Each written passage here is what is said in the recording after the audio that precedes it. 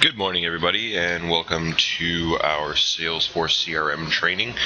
Today we are going to be covering just the general overview of the system. This is designed for new users to really get an understanding of sort of the basic outline of Salesforce, get an understanding of what the application is used for, and some of the benefits that you'll see from that. Today we really won't talk much really at all about the nitty-gritty of the system. We won't go through navigation or anything like that. This really is a way for beginner or novice users to get an understanding of the terminology, the vocabulary of the system, get an understanding of sort of the general the outline of the system, and again some of the benefits that they'll get from that. So we'll start off with just an overview of what is CRM, what do these letters mean, what do we use it for, get an understanding of how GSA is using the system, and also a quick overview of some of the ways that some of the reasons that others have experienced some difficulties with different CRM systems. Moving from there, we'll talk about some of the benefits that you'll see, and as we go through, I'll sort of dot those around our discussion today. And we'll talk about some of the key vocabulary that you're going to be using really on a daily basis when you're using Salesforce, and then we'll wrap up with the projects that we have open and available for you. So as we get into CRM, into customer relationship management, as it's referred to, what you'll see is that the CRM application, or Salesforce as we know it, is really designed to take all of the things that we're doing as an organization that are seemingly disjointed or unrelated, and it provides a centralized location for all of that data to be stored, to live, as well as give us the ability to call that data, make different reports, analyze it, measure it in different ways. So what we're benefiting from is the idea of taking, again, this very, very large amount of data and providing ourselves with a centralized location for all of that to live and for us to then benefit from. The other really cool thing about Salesforce and about CRMs in general, again, is that it's taking pieces of information that again that are seemingly disjointed or that are seemingly unrelated, and it really finds a way for those things to mesh together. So as we go through, what I want you to think about is the idea of CRM as a symphony or an orchestra. And if you look at this picture here, what you'll notice is a large number of different musicians who are seemingly all sort of doing their own thing, but the product of each of their activities is to make this one piece of very beautiful music. And so if you take the analogy of GSA with all of our different groups and different teams, here you can see different sections of instruments. Some are very active, as you see here. Others here are some of our brass section back here in the background are waiting for their turn to shine, as it were. And the same here with some of our French horns getting ready to play, but not quite in there.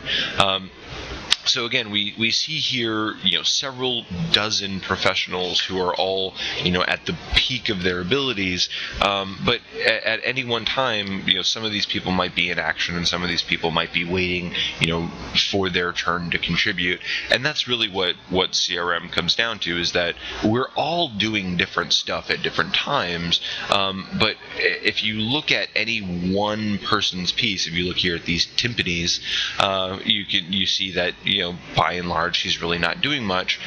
But that doesn't mean when this person has his part to play that it won't be very important. Of course, all of our contributions to this organization are very important, and especially when you take it into consideration with an environment like Salesforce, because it really becomes powerful when we are all contributing to this effort to make, if you'll excuse the analogy, this beautiful piece of music.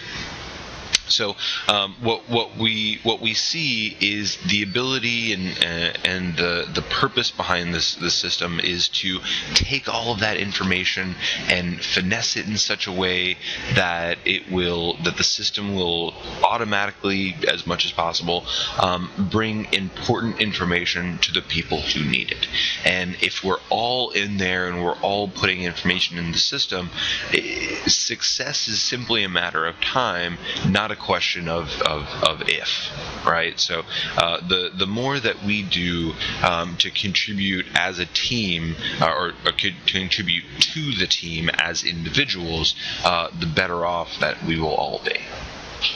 So a couple of real-world examples that you guys will see sort of on a daily basis, even though some of these things might escape your immediate attention on a day-to-day basis. So if you consider medicine, all of us that have been to the doctor have benefited from past experience, right? So from all of the previous people that have gotten sick and gotten better and gotten sick and haven't gotten better, and all of those outcomes and all of the knowledge that we gain from that, that helps us make better decisions in terms of how do we, keep people alive and healthy in our modern day environment. And that is very analogous to what is happening in Salesforce, that we are taking this collective information about our different outcomes and different results and different strategies that we're using and figure out what works best. Same kind of thing with law enforcement, and something that anybody who lives in a major metropolitan area now benefits from, but up until a couple decades ago wasn't really widespread. So if we take the example of New York City, up until maybe the 80s, the crime rate there was pretty bad, and something that was of major concern. And what the NYPD did is roll out an effort that they refer to as CompStat, which is basically taking a look at crime rates and where they're happening in order to make decisions onto where to apply their resources, right? Where to station their officers.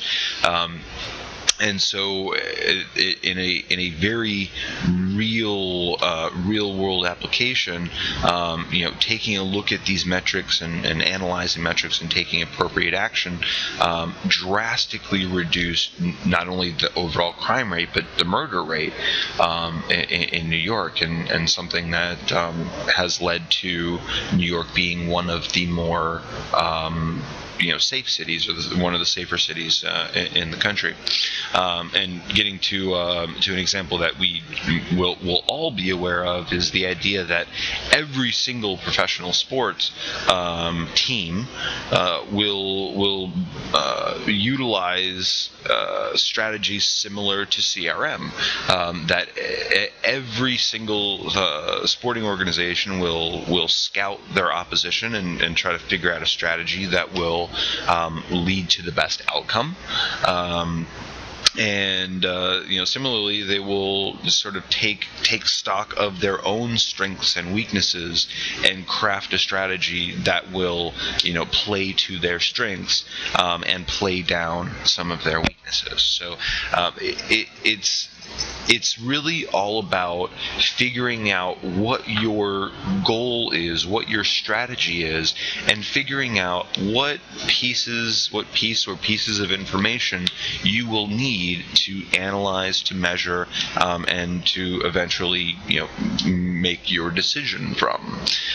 It's really all about figuring out your strategy, figuring out the information that will help you make your best decision, and then making that decision.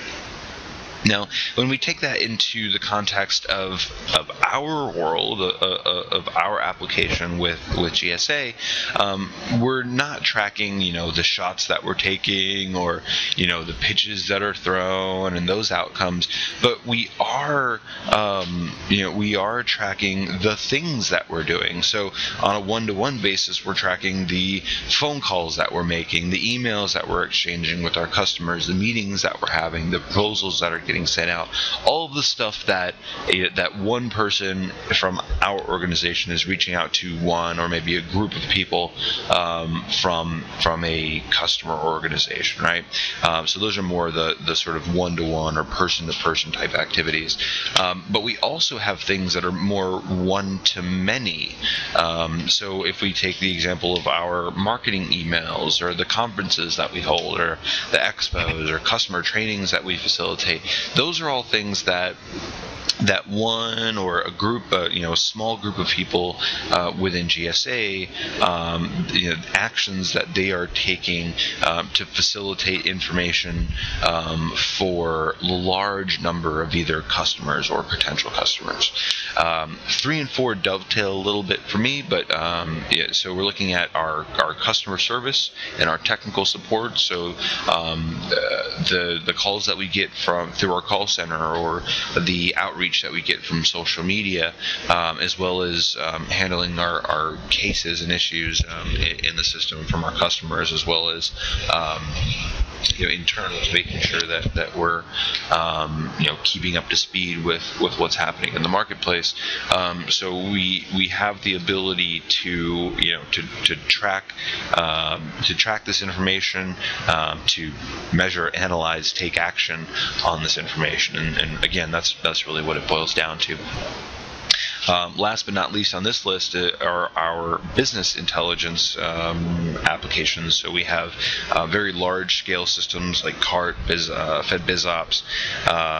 The list goes on. But if you imagine systems of that scale, there's a lot of potentially valuable information. And when we get to the point where we can integrate SalesForce with our BI systems, and we will then have additional ability to sort of automatically or in an automated way query our BI systems to pull back information that will be either actionable or helpful for us in some way. So when we are able to sort of pull all those things, it helps us craft different tools like our lead generation or our sales pipeline or our management of those business opportunities. What you'll see is that the different portions of the system are sort of like Lincoln Logs or Legos. Like they really do stack on top of each other, and I'll show you this in a more visual way in a few minutes. But the pieces of data within this Salesforce environment very much have a sort of cross-referencing relationship that as you move forward, you're going to see that the more that you use the system, the more detailed picture that you will have of individual customers, of individual organizations, but then moving up more higher level than that, you will also have the ability to analyze more interesting sort of aggregation totals, like the total lifetime value of a particular customer or a client, or looking at historical information in terms of things that have happened in the past, and try to use that as maybe leading indicators for potential future action. So there's a lot of information that is held in a system like Salesforce that will enable you to take higher level action. There's lots of stuff that will be interesting to you in terms of just having good information, but the the more mature use of a system like Salesforce really involves using the information inside to come to more mature forms of analysis, to give you, again, those leading indicators on maybe action that you might be able to take. So there's a lot of intelligence in a system like this, and it really is a matter of, again, and I'm going to say this probably multiple times as we go through these different trainings. The quickest way to get good results with a system like Salesforce is to figure out what your goals are, what questions you need to ask of the system, what your strategy is, and set your usage and set your queries of a system in such a way that it is providing you with actionable intelligence to further your goals and your strategies. So, with that, a quick note on why some of these CRM systems fail. By and large, it is a matter of the way that people use the system rather than the way that the system is set up or that the system is created. That being said, that can also be an issue. So one of the first things that we run into is the idea of just an unfocused approach. One of the things that you'll see when you get into Salesforce is just that there is a preponderance of information. There's a lot of stuff in here, and it really is. It really is important. It's really for your own sanity and for your own success in the system that you really hammer down on what portions of the system are important to you, and focus directly on those portions of the system. There's so much stuff in this system because we have the unlimited or enterprise edition of this application, which means that we have just tons and tons and tons of functionality, but really the vast majority of that stuff isn't going to be that important to you. So what I suggest is simply hammering down on the 3, 4, maybe 5 portions of the system that are important to you. Hammer down on the reports that are important to you, and don't really worry about the rest right then, right? It's more than appropriate to learn that as you go on, but if you try to take too much on at one point, it'll just be an uncomfortable situation. So the analogy that I give is like a thirsty person trying to drink out of a waterfall. If you just open your mouth and stand under a waterfall, you'll get some water, but by and large it won't be a pleasant experience.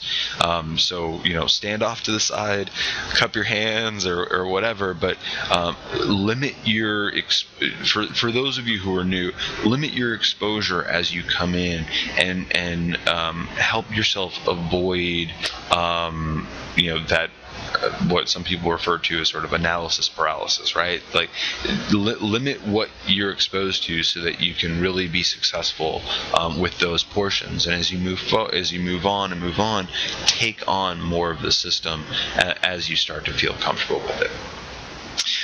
The second part is sort of speaking to taking on more as you feel comfortable. So what will happen is a lot of people will take on a whole bunch of stuff, and they won't use it all the time, right? So imagine if you're if you go a full week, right, without putting anything into the system, there will be a lot of things that you did over the course of that week, either exchanging an email or having a quick phone call or stuff like that you're just going to forget, right? So the longer that you wait, the more stuff that you have to remember to put in, and by association, the longer that you will have to spend, typing things into the system. So what I would suggest again is get into the habit of going into the system on a daily basis and really multiple times a day. The most consistent users are going to be those people who are in the system really very regularly, who are taking notes directly into the system, logging calls directly into the system, writing emails through the system. And these are all things that we'll talk about in subsequent training sessions, how to log those calls and how to automatically log emails and things like that. But what I would urge you to do is, as much as possible, use this system as your system of record. Use it on a daily basis. Get into the habit of using it, and then you won't have to worry about coming back a week or two later and spending an hour or multiple hours plugging things into the system, when it really would have gone much more quickly if you were doing that sort of on an active basis. The other thing about inconsistent usage is the idea of teamwork, right? So that imagine a team where there are 10 people on that team and only 5 people are using the system. Any reports that you're looking at really are going to be at best about 50% accurate. So when you're considering how you're using the system, and if you're considering how to measure the system, consider that the more people that you have on your team, the more that you have to pay attention to make sure that all of your people are using it, because one person sort of falling down on the job can drastically reduce the effectiveness and the accuracy of the data that you're looking at. Next thing is lack of measure or success indicators, and this sort of dovetails into unfocused approach in that if you don't know what you're trying to accomplish, how can you ever be successful, right? So what I very much encourage you, and again I told you I would be repeating this, but it's all about understanding what your strategy is, what your goals are to accomplish that strategy, and making sure that you have some sort of way to measure your progress against that goal. So there are going to be some people that will have, let's say a goal in terms of the number of calls or emails that they need to make. There are some people that have goals in terms of the amount of money that that they need to be closing. So there's lots of different goals for, again, an organization as complex as ours. All you need to do to help your level of success is simply find a way to measure that and track that in the system, and that will also provide you with a way to, what we call leading indicators, to say, if you know what your goal is and you're measuring yourself against a goal, if you're halfway through whatever that time period is and you've not yet reached half your goal, that you're behind and that you're going to have to step it up to make sure that you do hit that goal by the end of whatever that time period is. Right, so it's a way to help yourself track where you are, to understand exactly what success is and exactly how to accomplish that. The last part is simply a lack of training, a lack of knowledge, a lack of understanding of the system, and by attending sessions like this, you are already moving past that, right? So it is very difficult, if not very impossible, for somebody who doesn't know how to navigate a system like Salesforce to ever be successful with it. And that's when we get into lack of training, we get into things like inconsistent use or an unfocused approach, because you're not really sure what you're doing, you're not really sure where to go, you're not really sure how to accomplish what you need to be accomplishing. So, with that, my promise to you is that I won't leave you out in the cold. If you have any questions about anything, you need me to explain or take some time for any part of the system, please just let me know. At the end of this session, all of our contact information will be on there. So if you ever need anything, you can just drop me an email. But when it comes down to it, using Salesforce is very, very easy, as you can see here. So all you need to do to use Salesforce, pretty easy. Log your calls, emails, meetings as they happen. If you have things that are going to happen in the future, you can preload those into the system, right? So that you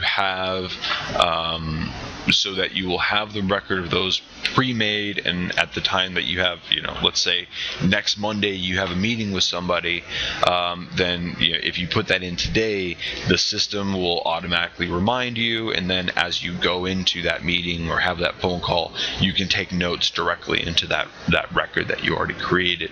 It's simply a way to get ahead of the curve and to set yourself up for success. As you meet new leads and new contacts, put those into the system if they don't already exist in there. By and large, the 99% of the organizations that you're working with are already going to exist in the system, but sometimes you'll need to take some action to create records for new people that you're meeting. Same thing with your sales opportunities, potential transactions. For those of you who are working on that kind of stuff, as you uncover new pieces of business, just make sure to get those into the system. For those of you who are working on campaigns, they're very, very easy as well. We have lots of good information about campaigns, so set those up, publish them directly to Interact, and then all of your information is up there. Use Salesforce to collaborate with other people across GSA. You can do that by taking a look at information that other people are putting in, as well as reaching out directly to those people and asking any questions or anything that you might need to do. Look at historical information to further your strategy. Really what it comes down to is, again, just getting into the system, using the system on a regular basis. Keep your information updated so that at the point that you need to look at your reports or create reports or what have you, that the information that you need to go into those reports exists in the system, right? That's really what it comes down to. So the one thing that I do want to sort of prep you for in terms of how Salesforce works is the idea of the relationships between the data in this system. So at the top portion of this hierarchy, you can see our account record, which represents our organization. Okay, underneath that organization, we have a couple of different records. We have two records that represent people and another record that represents our transaction, okay, or potential transactions when and if they occur. So our leads and our contacts represent the people that we actually speak with within those organizations, okay? Now, as you can see, these are sort of under the organization umbrella. The opportunities also exist under that account record, under that organization record, because our transactions, of course, are related to those customer organizations. But we also are going to have a customer point of contact for these opportunities or these transactions. So as you can see, your opportunities relate not only to your account or to your organization, but also to a person, all right, or potentially a group of people. But right now, for sake of argument, let's just say a person. Now, underneath these, you can see that we have our different activities, emails, calls, meetings, stuff like that. So when you're having those actual meetings, those meetings can be related to multiple pieces of information. So you might be exchanging an email with a lead. All right, and the cool thing about that is that you're the system is intelligent enough to know that because this activity is related to this lead, it is also by association related to this organization. Okay, so any historical records that are generated in relation to your people or to your transactions will all filter up underneath this account organization, or the account record that represents your organization. So if I have had multiple conversations, emails, whatever, with Mr. Smurdlap from Parks and Recreation, that would show up under his contact record. And because Mr. Smurdlab is related to this Parks and Rec organization or account in Salesforce, anything that's linked under here will also be available under the account view as well. Okay. So this is a bit more detailed view of our entire CRM data flow. I'm not going to spend too much time on this now, but I will leave this here for you to to pause and to kind of look over in more detail. But what you can see here is that from start to finish, that there is a very logical flow of data that we're trying to accomplish, and that Salesforce as a tool supports each portion of that process, and in doing so also allows us a very powerful mechanism to report and to analyze from a macro level everything that's happening in here, but also down to a very granular level things that are happening in these different portions of the process. The one word of warning that I will give you before just turning you loose on this graphic is just to say that this is a good representation of how CRM systems work. This is not a one-to-one representation of how our GSA Salesforce system works.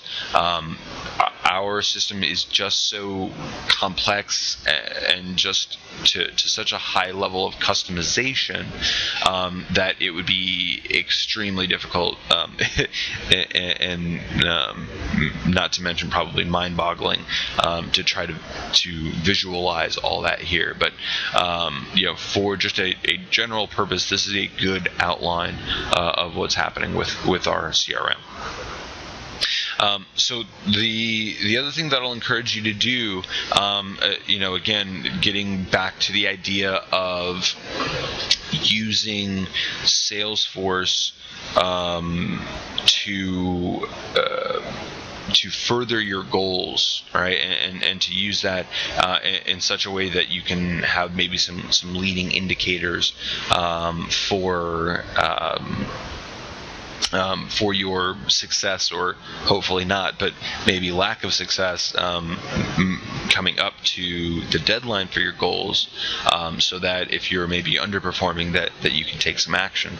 So for those of you who are not directly related to sales, you'll excuse me, but for sake of argument, using a pretty cut and dry sales example is the most convenient to sort of demonstrate how a system like this will work. But again, just remember that you can make conversion breakdowns like this for whatever your strategies are.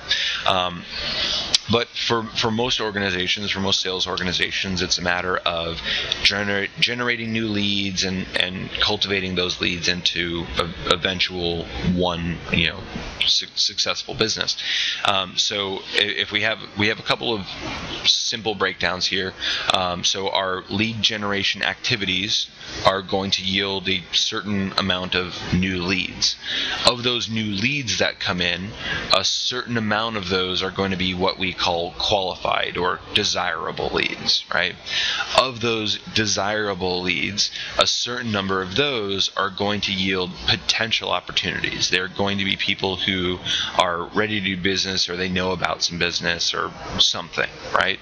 So those potential opportunities yield what we call vetted opportunities, or opportunities that we feel pretty good about, that we know that we have a good chance of winning. And of those vetted opportunities will yield a certain amount of successfully closed and won opportunities. So if we're trying to affect a certain number, a certain amount of closed opportunities, we can take action on any one of these other conversion points if we see that we're coming in a little below average. And so here's a real life example, and for now, just for sake of argument, we'll ignore the activities. But let's say your production goal is 60 million. Let's say that your average transaction is 1 million. And let's say that of every 10 potential deals to come through your door, you're winning 6 of those, a 60% win ratio. Okay. So if you're trying to affect your 60 million production at an average of 1 million with an average win ratio of 60%, you need about 100 potential opportunities in the system, right, to win 60 of those, right? Because your win ratio is 60%. Of those 60 that you won, you multiplied by $1 million each for your average production, and you're looking at successfully hitting your goal. However, if we make a couple adjustments to this, if your average transaction amount changes, if it goes up, well, you know that you need to close less deals, right? Because you're getting to that 60 million more quickly. If it goes down, you know that you're going to have to close more deals because your average amount has lowered. Same thing with your win ratio. If it goes up, you have to win less, or you have to generate less deals because you're winning more. If it goes down, then you have to generate more deals because you're winning less. Okay, so it all that matters is that you figure out what your goal is, what your end goal is. Work backwards from that to figure out how you accomplish those goals, and then figure out, I need to average X in order to hit my goals. And if you are plus X, then you're doing great. And if you're minus X, then you need to take some extra action so that you don't miss your goals. Now, getting into some of the more specific pieces of information related to the system, I just want to do a quick overview of the sort of key vocabulary for you guys. So, as I was saying, Salesforce is very complex, and there are a lot of moving parts. But these are really the 4 that you're probably going to be using on a very regular basis. So. And the other thing to remember is that when we are talking about our leads, contacts, accounts, opportunities, that these words are indicative of specific pieces of the system, specific what we refer to as modules of the system. So they do have very specific definitions that refer to very specific portions of the system, which is why it's important for you to understand exactly what we mean by these. So when we're talking about our leads, we're talking about somebody that we really don't know much about, that we're trying to understand who they are and what they're capable of from a business standpoint. Are these people able to do business with us? So in our lead process, we have a very detailed lead process that we'll go over in our next session. But the purpose of that lead process is to really take these people that we don't know anything about and try to find out more about them and try to uncover the what we'll call the movers and the shakers within those customer organizations. Our contacts are people that we know more about. They've either come through the lead process, or they're previous customers that we've done business with in the past, that we know who they are. We have somewhat regular contact with them. We've had contact with them in the past.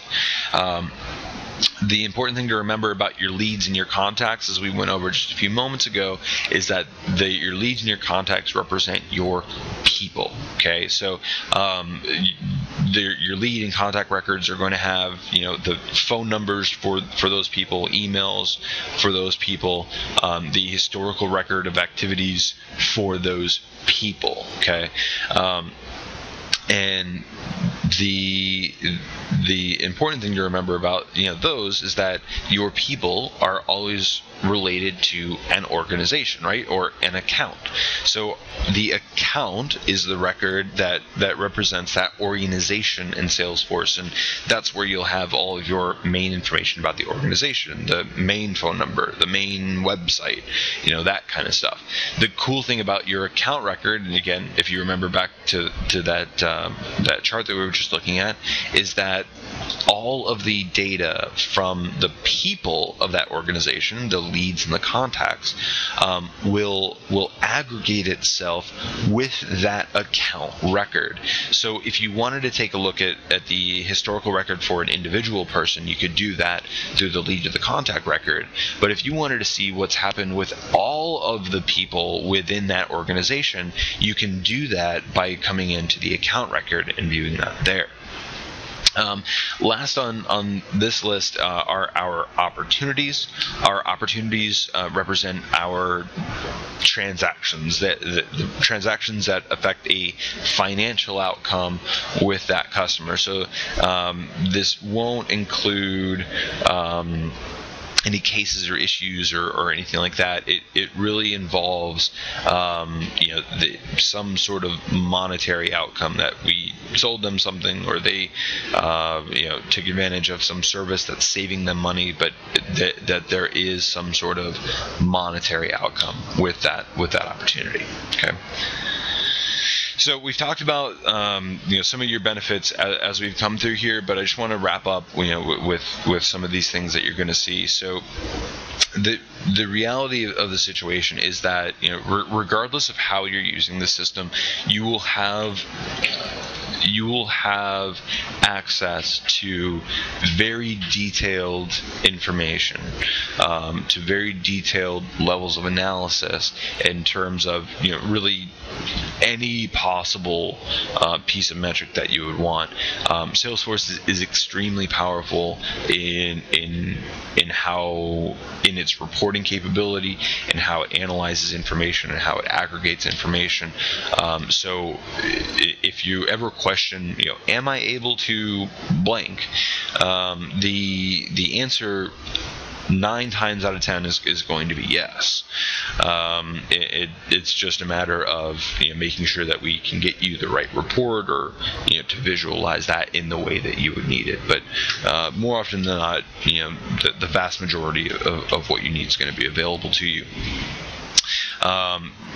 One of the things that we'll talk about, especially in terms of our lead management process, but also in other portions of the system, is just our level of automation. Especially when we're trying to do things, many times by many people, the more that we can sort of take the manual effort off of those activities, obviously the more time and effort and money we're going to save as an organization. So one of the things that we're very, very proud of with this application is the idea of the automation available to you. So if you have questions about any of that or how that works, we can definitely talk about that more. But as we go through, I would encourage you to sort of take a look for ways that you can automate some of the things that you're doing on a regular basis. There's a lot of potential for that. So just let me know if there's anything that you'd like to explore more. something that we'll also get into more in the next sections is the idea of reports and dashboards, and just the extreme level of detail that you have available to you in that respect. So again, for those of you who are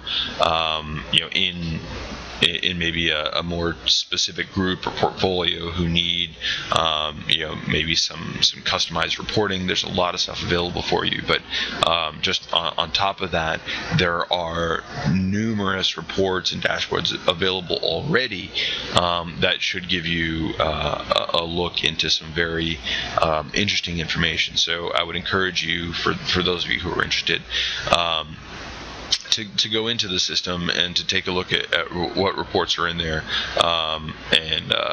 Again, we'll go over more specific reports and dashboards as we cover our leads and opportunities and case management processes. But for now, just know that there's a lot of good stuff there for you, and you can start poking around in there. Really, what this slide boils down to is sort of a couple ways of saying kind of the same thing. Is you're going to, for those of you who use the system on a regular basis, your ROI in terms of your return on investment, in terms of the time that you spend in the system, will be well rewarded. As I sort of alluded to earlier, the people who use the system more regularly will have better quality data. They will have the data that they need to support those goals that they're trying to reach. So what I would encourage you very, very much to do, again, is to figure out what your goals are, figure out what strategy you want to pursue to accomplish those goals, and set up your usage of Salesforce. And by that I mean the reports that you look at and things like that. Set up your usage of the system in such a way that it will give you relevant information, or information relevant to those goals and strategies, so that you know what your progress is, how you're succeeding in terms of accomplishing that goal. So it is very important for those of you who really want to capitalize on everything that this system can offer, to take advantage of stuff like that.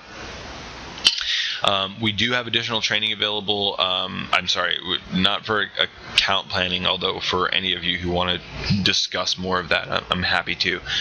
Lead management is what's coming up next. Opportunity management after that. We will talk about AAS facilitation as a separate issue there, as well as issue and case management. We're going to be talking about the business processes for ITS, GSS, TMVCS later. AAS will be covered as part of opportunity management. And then our BI system integration is more of a future endeavor that we're looking to cover. But as that becomes more of a reality, we'll be sure to keep you guys in the loop. And for those of you who are interested, or need it in the future, here is my contact information. I'm Carl, or you can reach out to Drew or Kenji, who's also working on the Salesforce team. So thank you very much, everybody, for attending.